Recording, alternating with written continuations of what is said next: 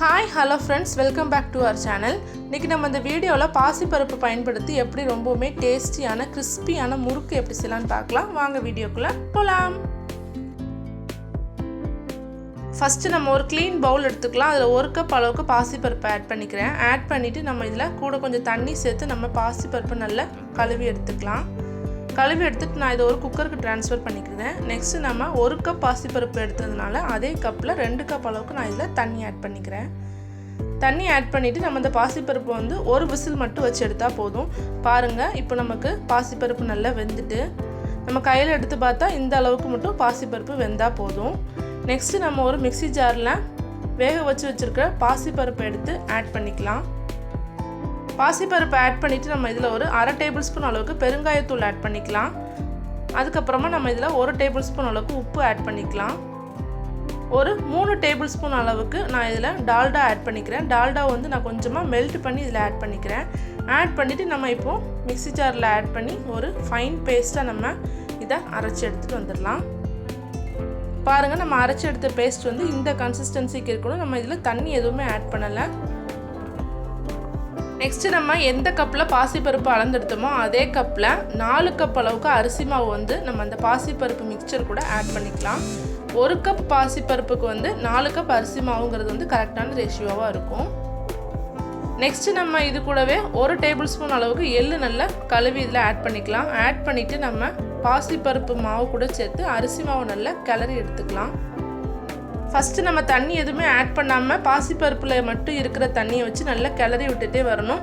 Next நம்ம அந்த முறுக்கு மாவு பதத்துக்கு கொண்டு வரதுக்காக கொஞ்சமா தண்ணி தெளிச்சு நல்லா பிசைஞ்சு நம்ம இந்த மாவை வந்து முறுக்கு மாவு பதத்துக்கு நல்லா ரெடி பண்ணி வச்சுக்கலாம். பாருங்க இந்த மாதிரி இருக்கணும்.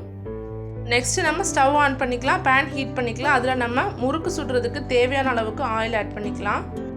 நெக்ஸ்ட் ஒரு சட்டாப்பையில அதுக்கு மேற்பக்கமா கொஞ்சமா ஆயில் தடவி விட்டுட்டு நம்ம எடுத்து வச்சிருக்கிற முறுக்கு மாவு வந்து முறுக்கு மாவை அச்சில ஃபில் பண்ணிட்டு நம்ம இந்த மாதிரி முறுக்கு மாதிரி நல்லா பிழிஞ்சு எடுத்துக்கலாம்.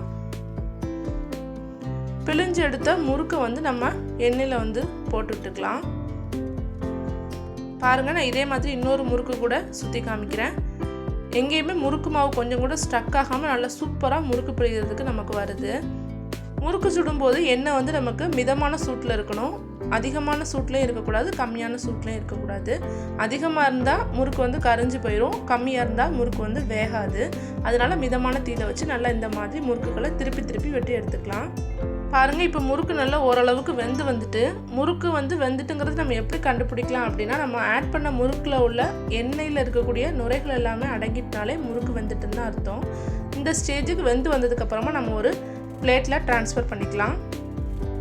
முறுக்கு கொஞ்சம் கூட கருகாம நல்லா சூப்பர் கன்சிஸ்டன்சில நம்ம எடுத்தாச்சு. பார்த்தாலே தெரியும் நம்ம ரெடி பண்ண முறுக்கு வந்து எந்த அளவுக்கு நல்ல மொறுமொறுப்பா கிரன்ச்சியா வந்திருக்குன்னு. நல்ல சூடான சூப்பரான 10 நிமிஷத்துக்குள்ள சட்டுன்னு செய்யக்கூடிய ஒரு பாசிப்பருப்பு முறுக்கு தயார். நீங்களும் இந்த ரெசிபி கண்டிப்பா ட்ரை பண்ணி பாருங்க. இந்த தீபாவளிக்கு நீங்களும் இந்த ரெசிபியை செஞ்சு அசத்துங்க. ரொம்பவே டேஸ்டா இருந்துச்சு இந்த முறுக்கு.